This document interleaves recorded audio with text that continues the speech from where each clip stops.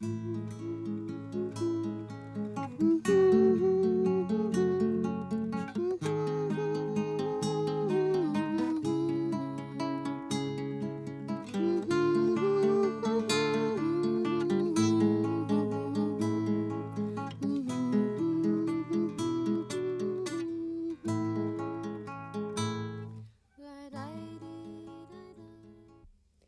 med ret ullum december 14. Bingasungorm. Der Julerup Færøbyen, der kunne så sagt på kaptajn Gus, alias Olarto. Ingillune qangarnit eqqarsaatialui. Angalaqqissinnaanginnami angallatinila tamak eqqarsaatialu alias. Sum ingil. Tas issiaviisartakkamini ingil. Issiavinnahutan. Tameeqqa imaat qimmassarlu oqaffia oqalittualaaqullu. Ullum am Julerup Færøbyen arfiningormaruta. Bingasungormaru. Arfiningarnermima sutortarpat susarpat Susarpamma. Asasarpan. Ja. Kigutitsalittarpa. Ullutamaas kiutitsalitta. Mammakuittor. Mamakuuttutortarpul arfiningornik. Kiamma aamma mamakui mamaalluarai. Kiego. Pys. Pys kinavamago. Qim kaptajn Gus qimmi. Imma takuinnarutsiaat. Takulariat.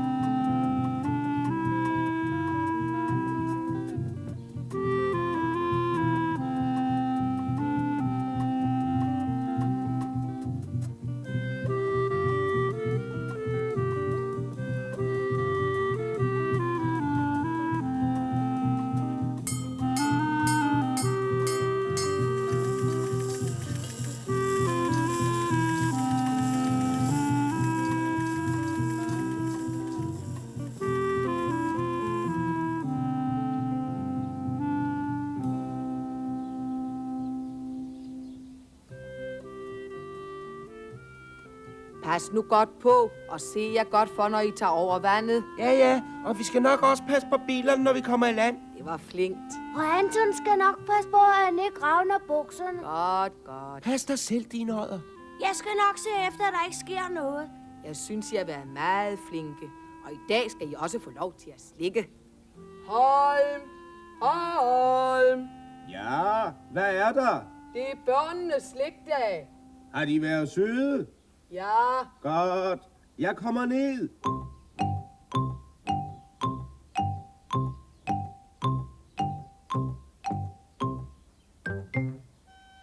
Sådan, her er 50 øre til hver. Og husk så, at I skal se jer godt for, når I tager over vandet. Det ved de godt. Har du fortalt dem det? Ja. Også at Anton skal passe på sine bukser. Hold mund, mand. Godt. Og husk så, at alt for meget slik er ikke godt. Det er sundere med gulerødder, appelsiner eller pærer. Skal vi tage nogle pærer med til dig, til fyret? Nej, det var ikke sådan nogle pærer, jeg mente. Nej, jeg tænkte på rigtige pærer til at spise. Skal vi til sådan nogle med hjem til dig, hvorfor? Nej, tak, jeg kan faktisk ikke lide pærer. Jamen, vi kan da godt tage et par gulerødder eller appelsiner med hjem til dig. Nej, tak, det kan jeg faktisk heller ikke rigtig lide. Men her er lidt flere penge, hvis I så ville tage 2 marcipanbrød med hjem til mor og mig. Det skal vi nok. Mor jer godt. Og vær forsigtige. Ja.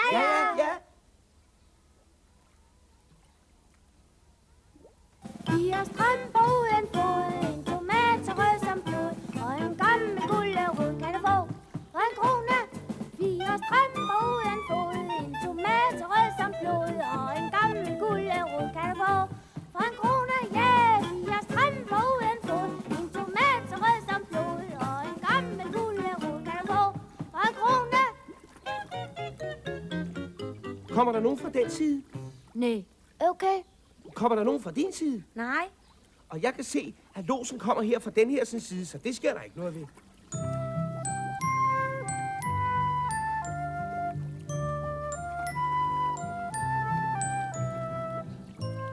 Hej! Halløj.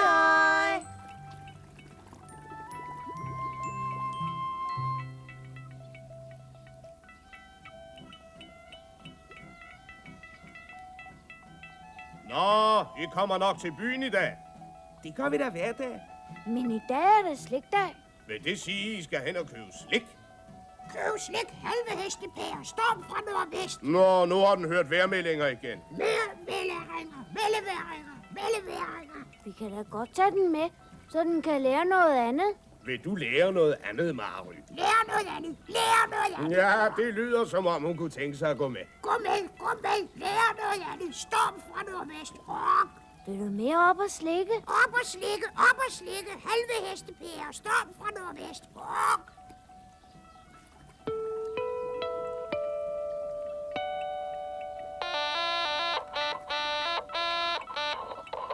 Jullerup Færgehavn her, skifter, lytter. Er det Jullerup Færgehavn? Ja, her er Jullerup Færgehavn, skifter, lytter. Hvor er så ham med den hæse stemme, som ellers plejer at gentage vejrmeldingerne? Hvem? Nej, det er Mary. Hallo, hvad siger de? Skifter og lytter. Ja, det er Jullerup Færgehavn, og jeg siger, ham med den hæse stemme er her ikke i øjeblikket. Var der nogen besked, skifter, lytter? Jeg hører det ikke helt. Skifter de og lytter. Skifter og lytter. Ja, jeg skifter, lytter. Vejrmelding for i morgen. Storm fra nordvest med senere opklaring. Skifter og lytter.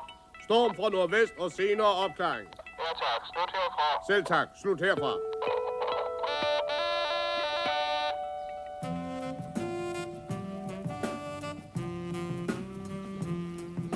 I våre ungdomsdage, der skiltes du og jeg. Men lykken kom tilbage, og diri dig. Jeg ventede på bussen i mine unge år. Men det gør ikke noget, for vi blev gift i går. Men det gør ikke noget, for vi blev gift i går. Jeg har købt salmiakker. Så lægger man dem ind i munden, og så spiser man på myntechokolade til. Det kan da ikke smage godt. Jeg har købt spejderhav og et stykke flødechokolade med nødder til bagefter. Jeg kan ikke lide nødder. Hvad har lavet mig et ammermad? En ammermad. Du har ikke lavet en ammermad. Det er da et stykke franskbrød med et stykke rugbrød ovenpå. Nej, det er et stykke rugbrød med franskbrød ovenpå. Det er det samme. Det er det da ikke. Hvad er det da? Det er bare, hvad for en vej, man vender op af. Jamen, så er det da også forskelligt. Hold da op. Giv ikke nogen rigtig ammermad. Det er bare et stykke chokolade med et stykke marcipan ovenpå. Hvis det skulle være en rigtig ammermad, så skulle det stykke chokolade ovenpå stykket marcipan. Jamen, så kunne du da lige så godt have købt et almindeligt marcipanbrød. Ja. Hvad med marcipanbrødene til far og mor? Dem har jeg købt. Hvor har du dem, Kaja?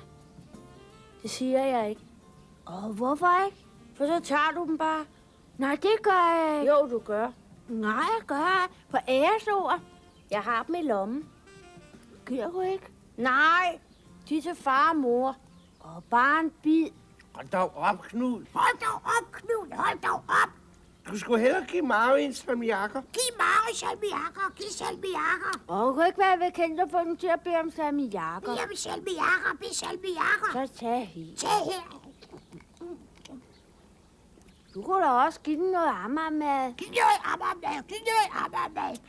Nu bliver du nødt til at give den. Giv den ammermad. Her, så får du ikke mere. Ikke mere. Sådan, nu vil den ikke have mere. Ikke have mere.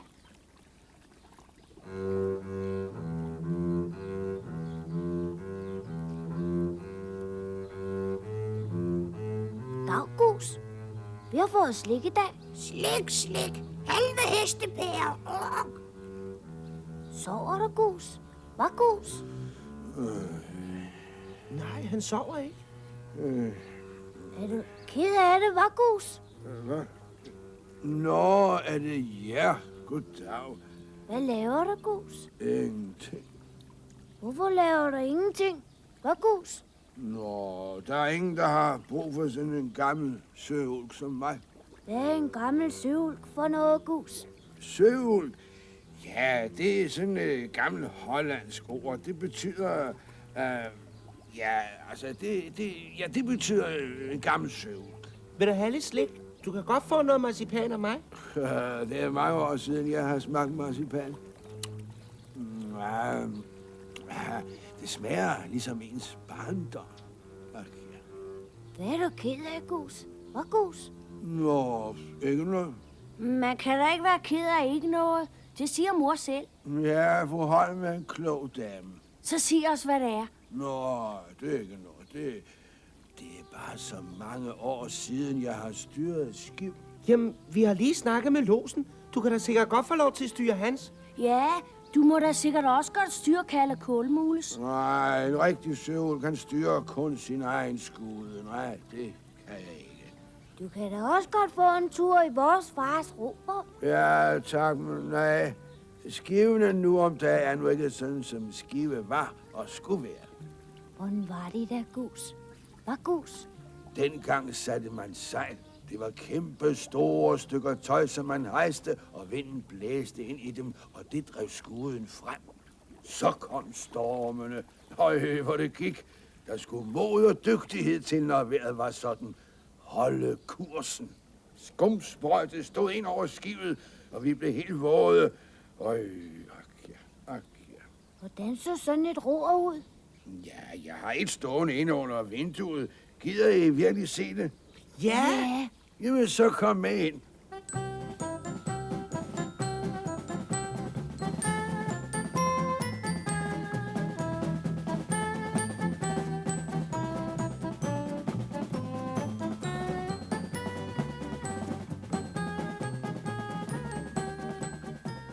Se, det er sådan en rigtig gammel skibsroer.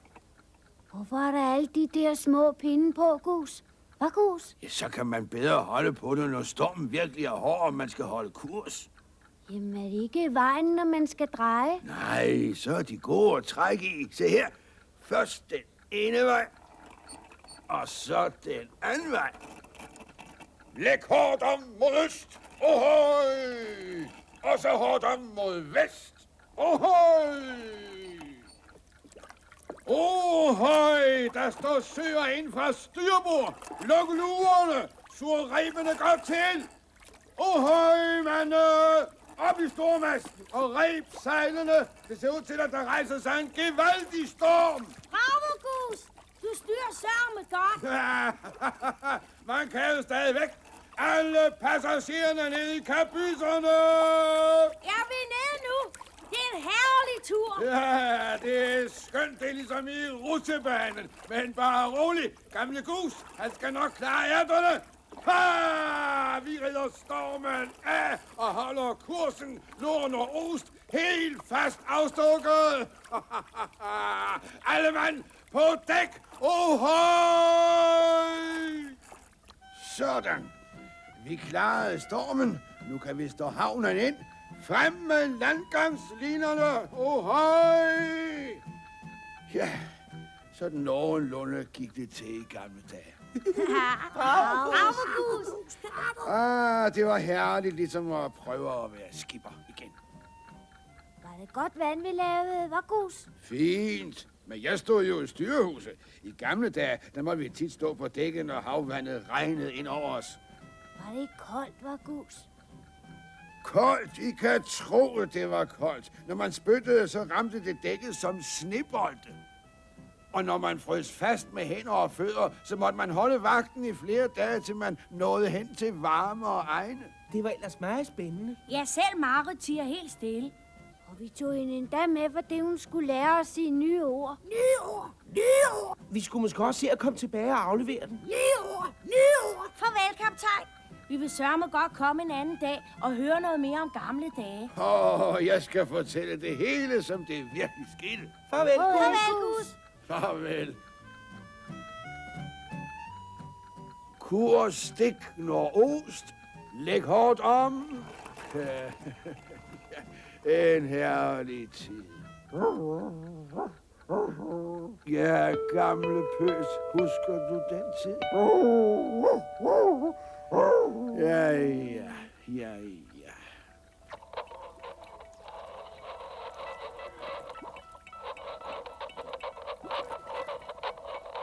Ja, Julerup Færgehånd her. MS Gigantline er på vej gennem sundet og kræver assistance, skifter og lytter. MS Gigantline er på vej gennem sundet og vil have losen ombord. Skifter og lytter. Rigtigt, ja. Slut herfra. Tak herfra. Hej, Los. Hej, Los. Hej igen. Vi kommer for at aflevere Mary igen. Nå, fik I så lært hende at sige nye ord? Nye ord. Ja, men sandt, når man ikke siger nye ord. Nye ord. Det var dygtigt. Her skal I se. Jeg har et marcipanbrød til jer hver. Det er jo alligevel jeres slikdag i dag, ikke? Jo. Tak for det. Ja, og tak for det, at vi måtte låne Mary. Nå, det er altid rart, når nogen gider underholde Mary lidt. Det vil vi gerne gøre en anden gang. Fint. Nå, men jeg må afsted. Den store MS Gigantline skal have losen ombord, så jeg kan hjælpe dem ud gennem sundet. Har du marcipanbrødene til mor og far? Ja, her. Det var ikke så godt. De blev helt mas, da jeg satte mig i Kuses sofa. Men det gør ikke noget. Så kan de få nogle af dem, vi lige fik. Så kan vi selv spise marcipanbrødkrummerne. Anton! Højre! Knud! Det var mor. Så må vi hellere se at komme hjem. Nej, Anton. Du har ravnet dine bukser. Hov, det vidste jeg ikke.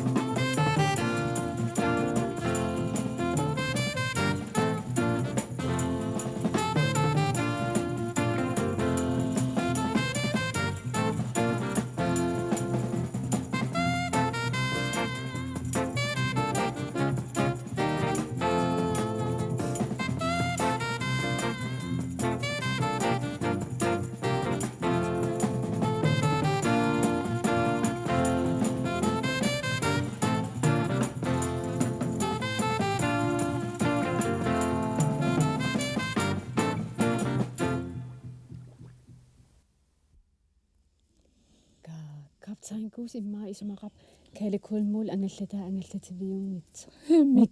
Miki qimman. Mikiga. Olkatak atuakkatit pulapum julli. Ja. Atuaqqikki. Nakkata atua. Ja. Ammarta ammalaajarlu. Ida.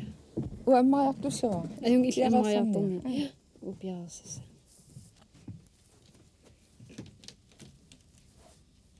Nej. Takussavat. Nej, inna. Oppivararara. Matun eula. Tau ilu atuarnit pinnersissa. Pinnersaata amai. Nakusa. Atufassinia uapinnersaassa. Taava inimut iserpugut. Siullermik ataatap juullip evankeliua atuarpaa kingorngatiullu tussiarpugut. Taava lassisuarpoq. Juullip inua aggerpoq. Arpaliutiinnaq igalaakkut silamut itsuariallaqatta taavaana qamutit tunissutisianik ulikkaartut uniarlugit juullip inua isilersoq. naneruarfimmik tigummiarpo immeqameeqat ilaasa ersigisaluarpaat porsiuqarpoq qanu ersigissavaat lassioqarpoq tassa yuullimi tunissutisiassagut pilerpagut tamanna ersinarami assut amerlasuunik tunissutisifunga kissaatigaluit аллатакка qaangeruussuarlugit kingorngatigut orpiliarkaavipparput pulapyyp inui tamarmik aamma aggiapput orpiliaqataallutillu aamma aataa kisianni taanna orpiliamik kaaveqataangilaq uagulli tussiarluta orpikkaaviteqattaarparput aamma qaqqortarissanik aapilsiinanik marsipaananillu nerivugut aqaguani yuullip ullaavani nalunaaqutaq arfinermut makippugut qamutaasanillu aputisiutinik naalagiariarluta nuannarisara sunaasoraasiuk lassi oqarpoq nanerualerluni qamutaasarneq uangami nuannarisara sunaasorvisiuk porsi oqarpoq qamutaasat sianiisa nipaat aamma hiisterluni uangami nuannarisara sunaasoraasiuk uanga oqarpunga nuannarisara tassa yuulli aap soorunami lassi oqarpoq immaqami inuit tamarmik nuannaraat naalagiareerluta angerlaqatta sisoraatit kilkillu tunissutisiagut atorlugit ullor tamaat sisorarlutalu kilkerpugut taanna uuli sukuutsertaarami kiserrataami tatsimi sukuutserpo unnukkut priitap annallu ataatakkuini yuullisiorpugut sattaakatta nuanneqaaq sattaatillit kiistap ersigigamigit nerriviuq qaani issiaannarpoq laukhaasuleqattali kiistat naami ersivoq ilami yuullisiorluni nuanneq akulikinnerusumik yuullertassagaluarami tas oqaluttu kiissam qaluttuanaava un takulaariaru nai orpiliara kussanna pinnersarlu suli iningikkaluarpa meeqa am yuullimi immaa pinnersaasassappa tassam ilimana qiortaallut aallartereerpum tasmeeq yuulli wa eqqaamavaa meeriallaam yuullaa aqavukkaan qaliatsin uwa pinnersaaserlu kisi anigalu